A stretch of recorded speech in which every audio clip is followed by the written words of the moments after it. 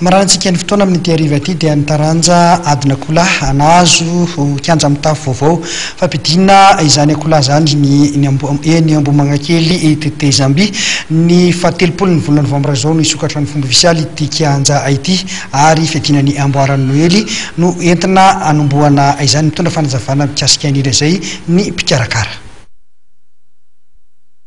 Ty toerany ity moa zany dia nomeny olona amin'ny anarana hoe Tetezamby ety amin'ny commune Ambohimanakely. Ela nanomanana sy ny karakarana ary fanirin'ny mponina sy ny manodidina tety zany hoe mba hanana an'izany kianja manara-penitra zany dia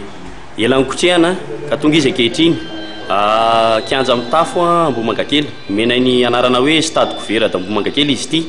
dia misokatra amin'ny 30 miala eo amin'ny rond-point miala 300 mètres eo anao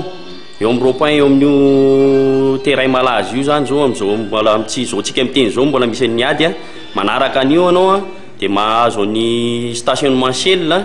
dia afaka ny stationnement Shell anao dia misy hoe trano fitaratra zay rehefa mahita ny trano fitaratra ianao dia efa nama amin'ny tonga dia malalaka hitanao mazava be eto tonga eto aminay anao eto amin'ny Tetezamby na eto amin'ny Barakambana misy an'ireo barasikôla anankiroa reo amin'ny mahafanokafana azy moa dia ny lancement efa mandeha fa fantatry ny mpampiady akory rehetrarehetra fa misy tournoi de Noël karakaranay amin'ity ary misy loka ho zaraina amin'io dia surprise daholo zany ny loka fa tsy ho teneninay fa tongava fotsiny ho antsika mpakafy rehetrarehetra manomboka amin'ny 30 izy io dia 7 14 21 ary mifarana ny 28 décembre tournoi de Noël no menany eo anarany mazava ho azy zany tsy atory vanjodina mpampiady akola fa rehefa mijoro eo tsika hoe iza national dia vao mahita hoe raya manakara rehetrarehetra iny fianaratsoa ambositra hatramin'ny farafangana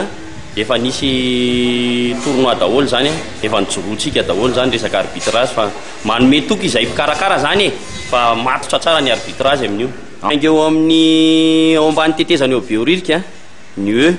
makaty Ambohimanakely eo Ambodivoara ny farany ny anankiray eo anao mandeha tongotra kely 300 mètres dia tonga eto ny anankiray tonga hatreny amin'ny Jovena miala eo amin'ny Tetezamby miteny anao hoe misy miala fa mbola tsisy pahita angamba dia miala ery Ambojatovo eo amin'ny Tsangambaton'ny Ranaimongo ho antsika zay ho any Anjeva ho any Ambomalaza dia miainga eo anao mandalo makany Ambohimanambola dia eo amin'ny Tetezana no mivily dia misy miala eo amin'ny Tetezamby dia efa tonga foana ianao tsy lavitra tiako fanentanana ampijery zany dia na mpampiady akola na mpilazana angary izy ao misy kilalao maneze ao misy fisaotisaotina ao afa-po hatramin'ny zazakely zany ao hoe dia mitongava maro dia iny fanadidininy koa tompoko lasy tompoko vavy no isarahantsika amin'izao ariva izao isaorana betsaka ianao tany tokantrano tany nanaraka ny fandarana mahery hatramin'ny farany eto koa dia toloana fisaorana manokana ny namana Andritiana Patrika izay naka ny sary avy ato amin'ny studio sady nandrindra ny fanadidina rehetra izay nitanterahantsika iteo satria ratsy teo izy tamin'ity androany ity dia tsy nisy ny fandarana mahery ka dia isaorana manokana